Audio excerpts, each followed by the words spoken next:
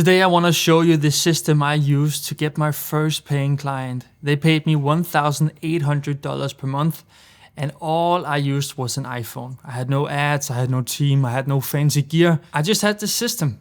It worked. So if you're new to videography and wants to get into it, this is the perfect system. If you're already working as a videographer and you want to take it to the next level, watch this and go through the system yourself. I'm pretty sure you're going to learn something, because this got me to $10,000 per month within a year, and all I really had was an iPhone 12. So let's jump straight into it. The first thing we want to do is we want to start at the right place. And for you to do that, we have to figure out what are we selling.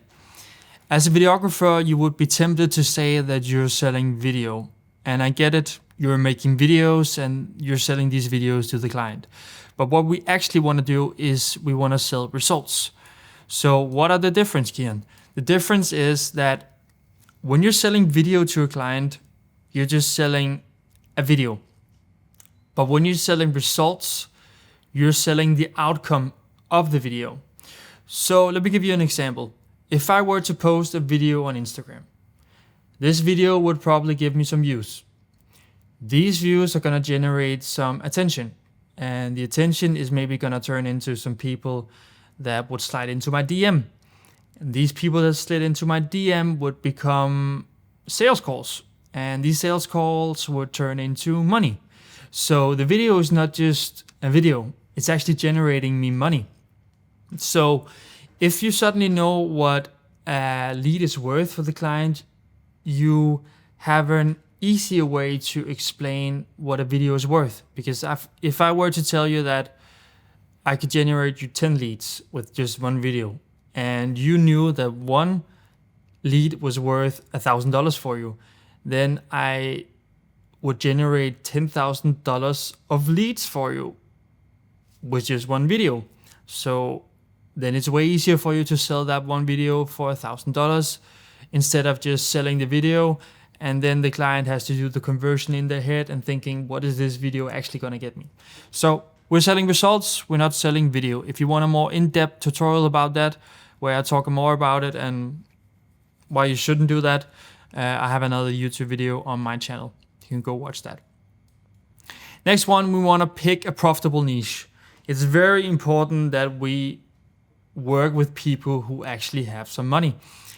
And I was fortunate enough to pick the right niche from the beginning without even realizing it. I went with dentists at first and real estate agencies.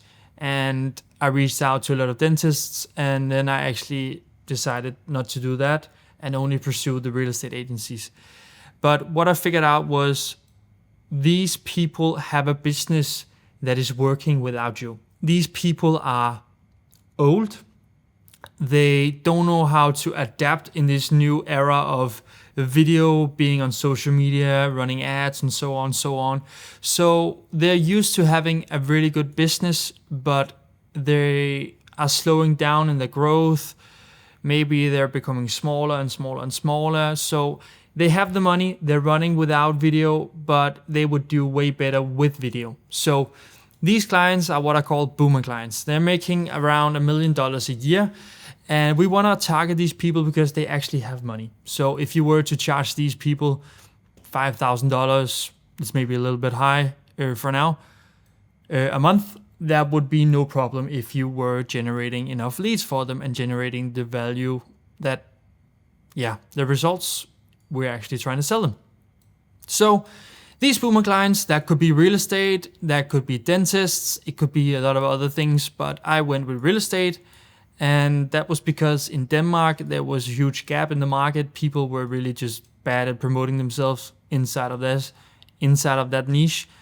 People were trying to sell homes, really expensive homes, with just a picture of themselves that were 5 years old. Not they were 5 years old, but the pictures were taken 5 years before. Yeah, the pictures were taken 5 years ago. That's the right way to say it. So we want to find these boomer clients. And where do we find these boomer clients? Well, my friend, Google is your friend. So What I did in Denmark was I went into a website called Boligsiden. It's a place where you can see all the real estate agencies, and you can actually just search for postcode. Let's just go with Copenhagen. Now I'm gonna write it in Danish, maybe confusing for some people, but I don't know how to change that right now. So I just searched for Copenhagen. Copenhagen is a big city in Denmark, and there's a lot of real estate agencies. So what we can see here is we get the top one. They are selling 272 apartments, not apartments, just properties every single year. And these people have money. They're selling a lot. So a good idea would be to look at these people and see if they're doing something good and what they're doing bad, and then try to contact those people. I'm pretty sure that in every country they have these websites. They're just called different things, and if you just do a little bit of research, you can find these people pretty fast. You can also just search on Google, and the top ones will probably pop up at first. So yeah, find your clients. Where are they? What are their weaknesses? What is it you can actually help these people with? Once you have located that, we want to do something next, and that is creating an offer. What is an offer? An offer is describing the service you have in a short way. So it could be, I'm gonna help you generate 30 new leads within 60 days. Or if I don't do that, you're not paying me a single dime. That could be an offer. So what does an offer consist of? An offer consists of four things. Not four things, but it consists of one thing, and that's value. The more value an offer creates, the more likely the client is to actually take this offer. So what is value? That's the big question. If you ask Alex Hormozi, he has divided this into 4 sections. It's called dream outcome, it's called effort and sacrifice, perceived likelihood of achievement, and time delay. But what does these 4 things mean? Dream outcome, what is the dream outcome for your client? If we're talking about real estate agents, they probably want more leads so they can get more homes, so they can sell just more properties. So they want higher revenue, they want more leads. That's the dream outcome for them. Next one, effort and sacrifice. Effort is, what does this client have to do once they buy your product? They have to meet you one time each month, and they're gonna have to record some videos. That's the effort they have to do.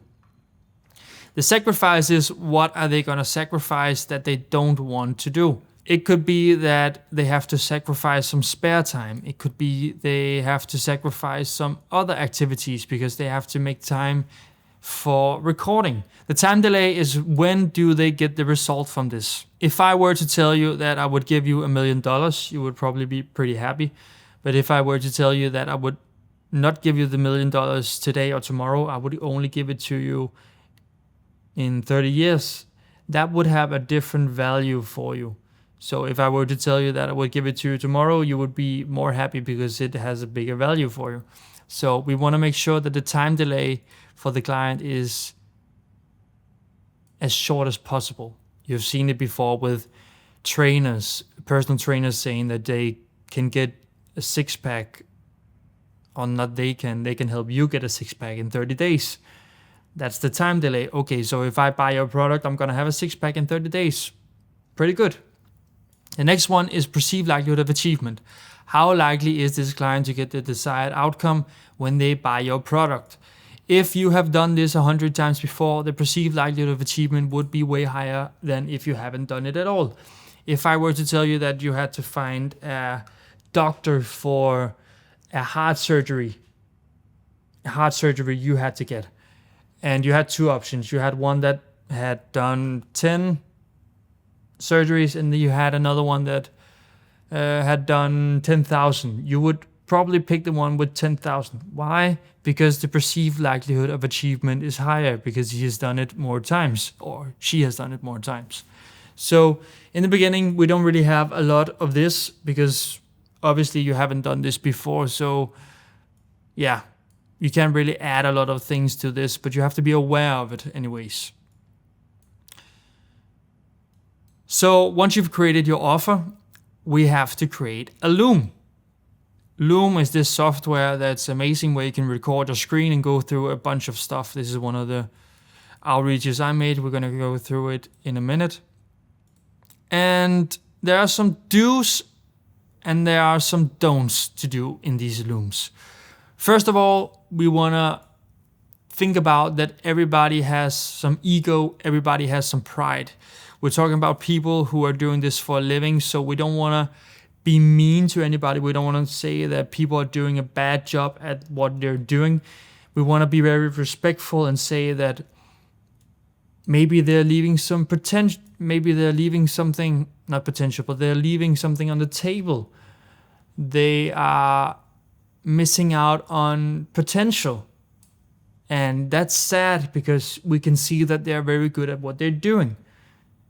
That's one way to do it. We just have to be very careful with our tone, and we have to be very careful that we don't say anything bad that could hurt their pride. Because if you do that, they're going to see you as an enemy and not as a friend. And how do we do that? Yeah, it's very easy to say, but it's a little bit more hard to do. So what I'm going to do now is going to walk you through one of my Looms that I sent to one of my, it's not the first client that I got, but one of the first clients I actually got. And you see that it's 17 and a half minutes long. It's pretty long, and I actually watched it earlier today, and I was actually pretty impressed at how I actually handle all of this. It's 4 years ago, you can see. It's April the 11th, 2021, and we see 3 people saw this. And what I did was I made a presentation. I went into, this is another client, but I went into Google Slides, is it called? Yeah, Google Slides. And then I made a presentation going through a lot of different things. And this is the main formula I actually used. I'm not going to show you the first one because that wasn't very good. It got me my first client, but I perfected it even more along the years, and this was the one that worked the best for me. So what I first did was I made a slide saying the name and told them that it was a personal video for Klaus, John, and Nikolai. And then I told them that I was running Facebook and Instagram ads, and now I was helping them with that to generate more leads. And what I had noticed was I had a look at their Facebook ads and Instagram ads, and I saw that they were running some ads that were in the wrong format. So they were running these YouTube size pictures and videos, and I just told them that 56% of their ads were in the wrong format. Then I told them that they didn't have any personal video. They had some very boring ad copies, and then I told them that they are actually doing what 90% of other people are doing at the moment. And then I made a judgment in terms of where they were on the scale. So I gave them a rating. I said that they were a 2 to 3 out of 10. I showed them what a right format is and what a wrong format was. And then I went on to give an example of, okay, the wrong format. They don't have any personal video. Then I showed them, I just told them that they didn't have any personal video and it was important to have. Then I went on to say they had very bad ad copies. Then I went on to the ad copies and said that they were very boring. They lacked emojis and stuff, that because we're in a new age where emojis are very important. Then I went to the next one and I showed them an example of one of my current clients I had at the moment, and how I structured it. So this is how they presented their property and this is how I represented it. So very clean, easy way to read everything. So I gave them some value as well, not just saying that they did things wrong, but I actually gave them some value. Then I looked at their competitors and I said, what are they doing at the moment? I took some screenshots, made some rating for that. This is one of their biggest competitors. I gave them a 7 out of 10. That makes them feel a little bit afraid that they're missing out on something. And then I actually went through all of the ads and stuff. So I actually had some key points showing why I gave them a 7 out of 10. Next one, another one, told them that one of their competitors were also doing very bad, but there were also one doing really good. Then I told them that the race is going, and if they're willing to try something new, I think they should. Then I went on to tell them the story about Blockbuster. Blockbuster was one of the biggest places to rent movies and stuff. I think it was the biggest. They had almost $1 billion in revenue. They had 84,000 employees, 9,000 stores, and 65 million customers. That was back in 2024. Then I wrote in 2010, they went bankrupt. And I went on to tell them that the same thing happened to Nokia. But why did that happen? It happened because they were failing to keep up with the current market. They thought that because something had worked before, it was going to work in the future, and that's just not the case. So I gave them an example of another niche that went horribly wrong for the leading business, because they were just doing the same, and that's exactly what they're doing at the moment. So they had like a connecting point. Next, I told them what a normal person would do for them reaching out. They had to make their own ideas for the videos. They had to record the videos themselves. They had to edit the videos. And they would quickly use around 25 hours per month or even more. And they would end up with a decent result. What I was offering is that I would find the ideas for the videos, I would record the videos, I would edit the videos, I would offer them drone shots as well, and I would record with them for 3 hours each month, and the end product would be top quality. Then I went on to say that I'm not working with everyone, I only have a few spots, because that's how I can provide good results. And then I went on to give them a calendar link so they could book a meeting. And what happened when I did that? What happened mostly was that I got these kind of emails. I'm just going to show you one down here. This is actually from not this client, but another client. It's from this client that I sent a video. One of the first one. I think this was my second client. I had them for a very long time as well. And this is what they wrote to me. Hey, Kian. No, I'm just going to read the one that I wrote at first. I said, hi, name. I know you'll probably receive a lot of these emails like this, but this one is a bit different. I would like to give you something instead of just asking and taking. I've made a personal video presentation for you about 15 minutes long where I walk through your company's online presence and your current social media ads. I've noted several things that could be improved with your current advertising strategy, and I truly believe you're leaving money on the table. Many of your competitors are also running ads on both Facebook and Instagram, so it's great to see you're putting energy into that direction.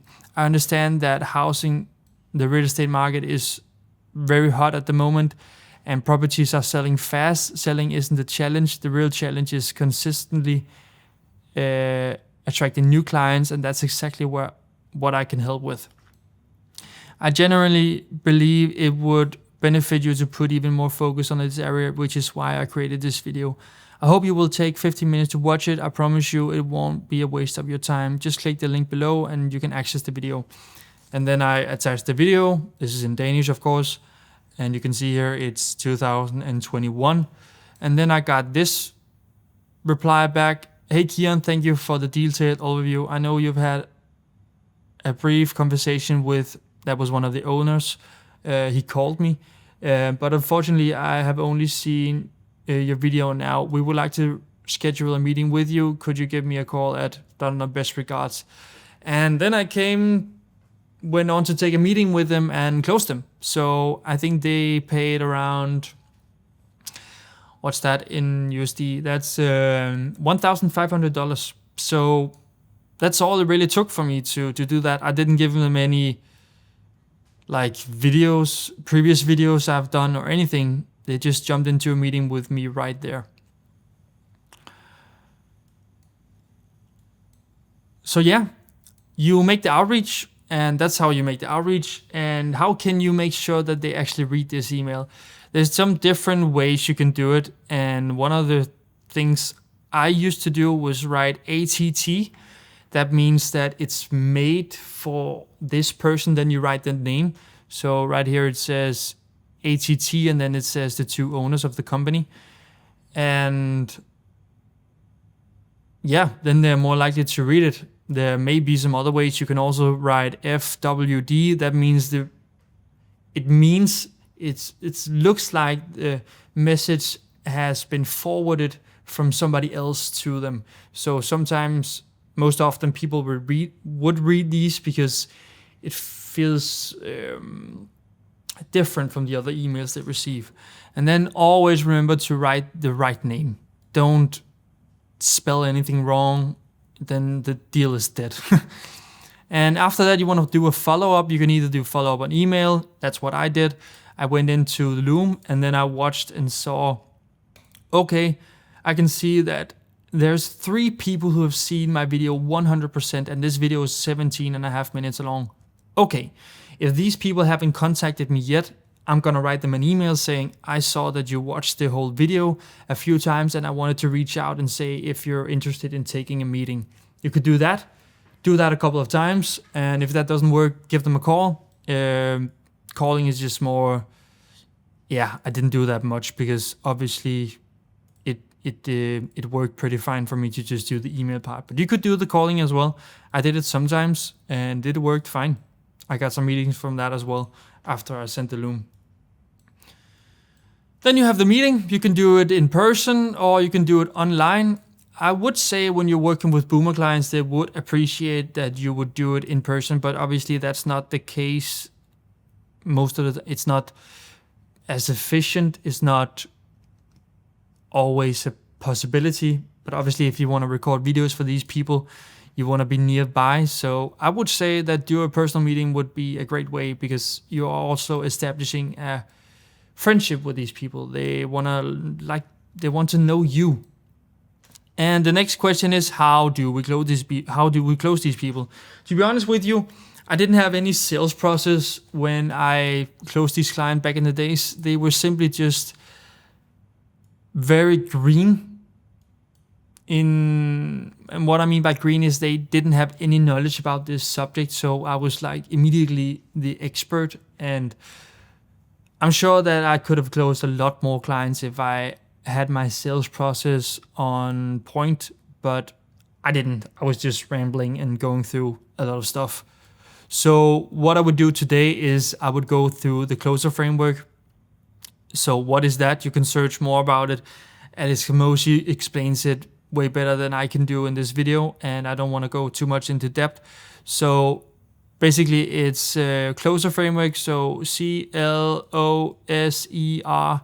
And the first thing is you want to clarify why they're there. So you want to say, what made you book this call today? And obviously you are the one reaching out, but you could say, what made you want to take this meeting with me since I reached out? And then they're going to explain why they think it's relevant for them at the moment to hear you say something. And then you go on and then you find out what is the problem at the moment.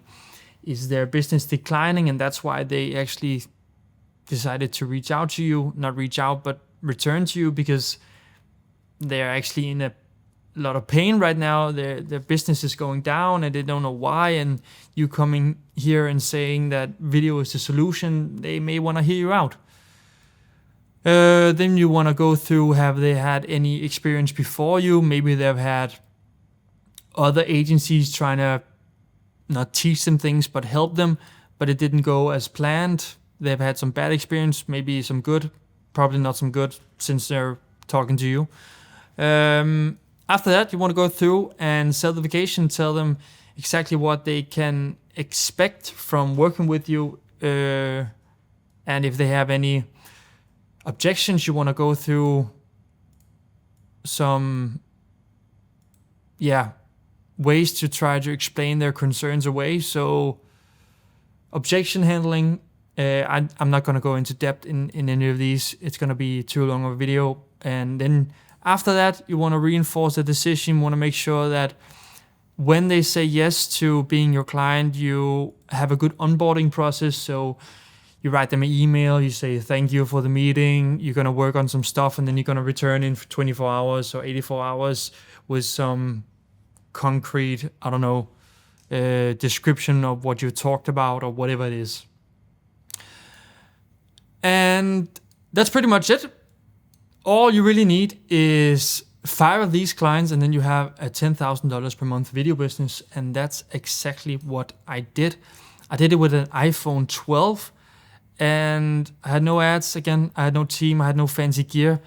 And I 100% believe that if you follow this system and use it in today, 2025, it's going to work. It's going to work.